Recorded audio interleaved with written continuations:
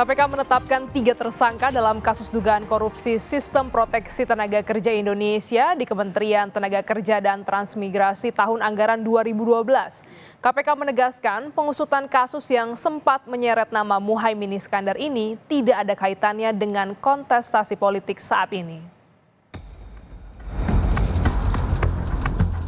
Komisi Pemberantasan Korupsi telah menetapkan 3 tersangka kasus dugaan korupsi Sistem Proteksi Tenaga Kerja Indonesia di Kementerian Tenaga Kerja dan Transmigrasi. 2 tersangka diantaranya sudah ditahan KPK, yakni Reina Usman, mantan pejabat Kemenaker Trans sekaligus politisi PKB, dan Inyoman Darmanta, pejabat Kemenaker saat ini. KPK menyebut korupsi ini bergulir pada tahun 2012 di mana Reina Usman saat itu menjabat sebagai Dirjen Pembinaan Penempatan Tenaga Kerja dan Transmigrasi di bawah Menteri Tenaga Kerja Muhaimin Iskandar yang saat ini maju sebagai calon wakil presiden di Pilpres 2024. Meski demikian, KPK menegaskan penanganan kasus ini tidak ada kaitannya dengan kontestasi politik saat ini. Sebab kasus ini sudah diselidiki KPK sejak tahun 2019. Perkara ini tidak ada hubungannya ya dengan kontestasi politik saat ini ya, karena saya khawatir ketika teman-teman menyangkut pautkan dengan Kementerian Ketenagakerjaan terus langsung menyinggung seolah-olah ini jadi politis. Ini perkara lama sebetulnya ya, dilakukan penyelidikan sehingga saya itu udah di jilid pertama saya sekitar 2019 kalau nggak salah itu kan, karena ada COVID. Ya sempat tertunda selama 2 tahun. Ini juga tempus deliktinya ini di berbagai daerah juga dan juga di Malaysia kalau tidak salah ya. KPK juga menegaskan pemeriksaan Muhaimin Iskandar sebagai saksi pada September 2023 merupakan hal yang wajar. Sebab Caimin menjabat sebagai Menaker Trans saat korupsi itu terjadi. Nah, kejadiannya sendiri kan terjadi pada tahun berapa sih? 2012 ya, tahun anggarannya kan 2012 kan. Jadi saya pikir sudah clear ya, jadi nggak ada hubungannya apakah ini nanti akan dipanggil dan ya, kalau nggak salah sudah diklarifikasi mungkin ya pada sebagai saksi ya pada saat penyidikan kan seperti itu. Ya lumrah saja kan begitu, itu hal yang wajar untuk didalami pengetahuan ya, selaku atasan dari Dirjen terkait dengan kegiatan ini. Dan saya pikir juga sudah clear, nggak ada persoalan. KPK menyatakan kasus dugaan korupsi Sistem Proteksi Tenaga Kerja Indonesia di Kemenaker Trans merugikan negara sebesar 17,6 miliar rupiah. 2 tersangka yakni Reina Usman dan Inyoman Darmanta ditahan KPK selama 20 hari ke depan. Sementara 1 tersangka lainnya yakni pihak swasta diimbau KPK untuk kooperatif menghadiri pemeriksaan. Tim Liputan Kompas TV.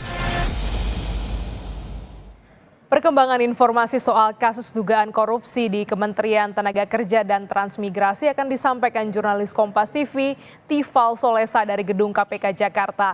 Tifal, 2 dari 3 tersangka sudah ditahan, lantas bagaimana dengan 1 tersangka lainnya?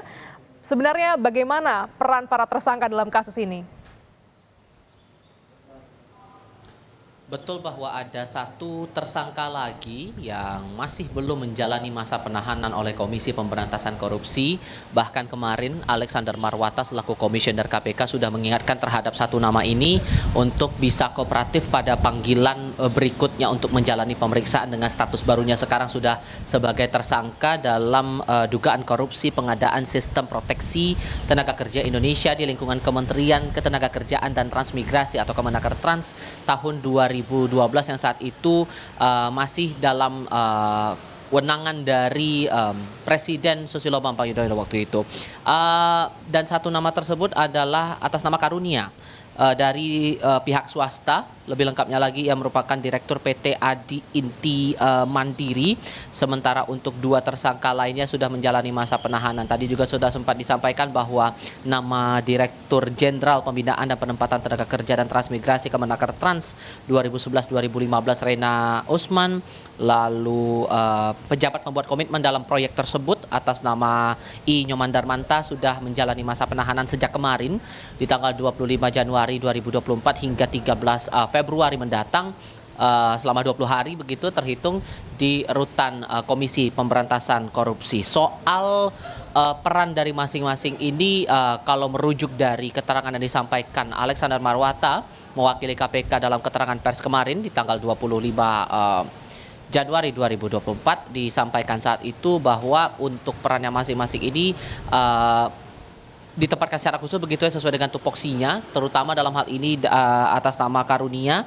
Kalau dalam runutan kronologinya, Karunia ini disebut ini mengondisikan adanya dua perusahaan lain yang seolah-olah ikut serta dalam proses lelang proyek dari sistem atau pengadaan sistem proteksi TKI di tahun 2012 itu. Sementara untuk nama lainnya seperti Reina Usman ini, Reina Usman dalam kronologi disebut telah menunjuk nama Inyoman Darmanta sebagai pejabat pembuat komitmen untuk kemudian melakukan persiapan untuk menggarap ataupun juga memuluskan penggarapan proyek dari sistem proteksi tenaga kerja Indonesia di Kemenaker Trans, dan disebut ini berhubungan langsung dengan basis utama penempatan TKI di Malaysia dan juga Arab Saudi. Gladys. Ya, Tifal, kasus ini terjadi pada tahun 2012 di mana Muhaimin Iskandar menjabat sebagai Menaker Trans. Sebenarnya bagaimana kronologi awal kasus ini? Alexander Marwata saat itu menyampaikan bahwa penyelidikan atas kasus ini dimulai saat itu di tahun 2019 dengan mengantongi sejumlah data-data awal untuk kemudian ditelusuri kepada sejumlah pihak untuk kemudian dikonfirmasi dan didalami lagi lebih lanjut. Kemudian selang 2 tahun ini sempat terkendala begitu karena pandemi COVID-19, sehingga ini sempat menghambat proses penyelidikan hingga masuk ke tahap penyidikannya. Barulah kemudian dari keterangan yang disampaikan oleh Alexander Marwata, ekspos perkara baru dilaksanakan oleh Komisi Pemberantasan Korupsi atas kasus ini pada bulan Maret tahun 2023, dan barulah sprindik ini diterbitkan oleh pihak KPK dalam medio pertengahan tahun 2023. Dan disampaikan juga oleh Marwata saat itu bahwa seluruh proses hukum ini sesuai dengan aturan yang berlaku, sesuai dengan prosedur yang seharusnya berjalan di ranah hukum pidana, terutama dalam hal ini ranah kasus tindak pidana korupsi begitu, sesuai dengan Undang-Undang KPK terutama, dan tidak ada sangkut pautnya pada kepentingan politis. Kita paham bahwa nama Muhaimin Iskandar beberapa waktu lalu juga sempat dipanggil oleh pihak KPK untuk menjalani pemeriksaan sebagai saksi saat itu untuk perkara yang sama, perkara pengadaan proyek sistem proteksi TKI di Kemenaker Trans, dan disebutkan bahwa kasus ini semata-mata berjalan karena memang ada kendala di akibat pandemi COVID-19 waktu itu selama 2 tahun kebelakang, sehingga barulah kemudian diekspos perkaranya tahun lalu kemudian sprindik berjalan di tahun yang sama, dan baru bisa diungkap siapa pelaku-pelaku yang dianggap atau dipandang bisa bertanggung jawab dalam perkara ini di hari kemarin dalam keterangan pers pada tanggal 25 Januari tahun 2024. Ditambah lagi bahwa untuk audit BPK ini semuanya juga sudah disesuaikan lagi dengan aturan yang ada, sehingga semuanya ditegaskan kembali oleh Alexander Marwata sudah berjalan sesuai dengan prosedur hukum yang berlaku. Gladys. Terima kasih jurnalis Kompas TV Tifal Solesa langsung dari Gedung KPK Jakarta.